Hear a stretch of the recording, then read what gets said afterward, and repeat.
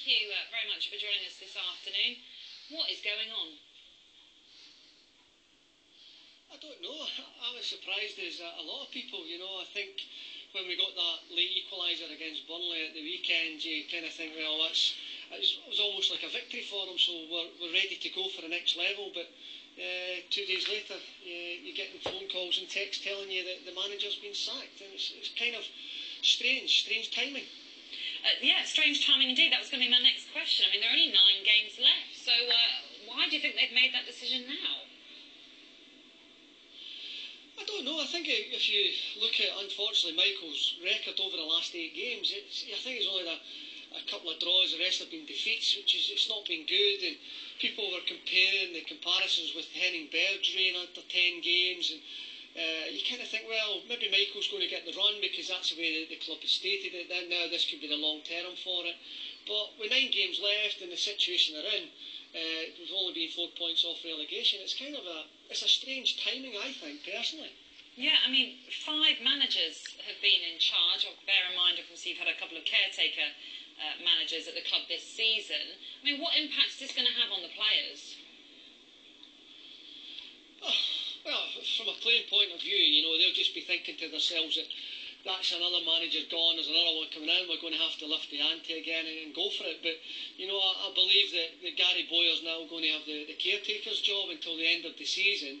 So, you know, the reaction he got from the players was pretty good. He had 2 wins and a draw, which was fantastic at that time. It got the club ready for Michael coming in and things like that. So, again, now Gary's got 9 games to probably save the club. So, I think they're looking at Gary as being the saviour just now. It gives them plenty of time to think about who the next manager coming in, and hopefully that's going to be the long-term one. But of course, Kevin, you know, 9 games and Blackburn find themselves in still a precarious situation. I mean, it's a tough ask for Gary Bayer, isn't it? Oh, there's no doubt about it. It's a very, very tough ask, you know. Gary came in the last time, said he didn't really want the manager's job, but he was quite happy to keep the seat warm until someone came in. But, you know, you look at the last 2 managers and Gary's record and the way that he got the players playing for him, I think the club will be scratching their head thinking, like, have we got someone within the football club that is the actual manager, but we're not actually utilising him? And maybe that's why they're going to be relying on Gary till the end of the season.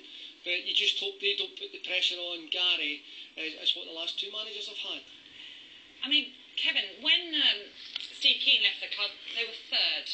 They need stability, don't they, now? I mean, what do you think is going to happen this season? Who's the right man that can come in and save Blackburn? Oh, a good question, very good question. You know, initially I thought Henning could have been the right man coming in from something different, bringing new ideas. It didn't work after 57 days. Michael's came in, which was a bit of a surprise. I thought they would have went for a slightly older manager, more experienced. But they didn't. They chose Michael. He lasts 67 days. So I just hope whoever the manager comes in lasts longer than 77 days that he might get. And do you think they'll stay up this season, Kevin? I like to try and think that my glass is half full. You know, I've always been batting for the Blackburn side to say that they would be promoted this year. Then I kind of changed my story around about Christmas and said, well, I'm hoping for the playoffs. I must admit, I just started looking, really concentrating on the table, and 4 points off the relegation zone. I know they've got a game in hand, but I think survival now is what Blackburn have to look at with the turmoil that we've had all season. Yeah, so troubled times for Blackburn. While we have you here, Kevin, we've got to speak to you a little bit about Scotland, and of course it's Gordon Strachan's first competitive game in charge of the national side on Friday, taking on Wales. How confident are you that they can get a victory? It'll be a tough one, there's no doubt about it. You know, you look at Wales going forward, and I think they're a very good side going forward. I think if Scotland are going to get anything, I think it's that man Gareth Bale they have to stop. Everybody's talking about him, the form he's on.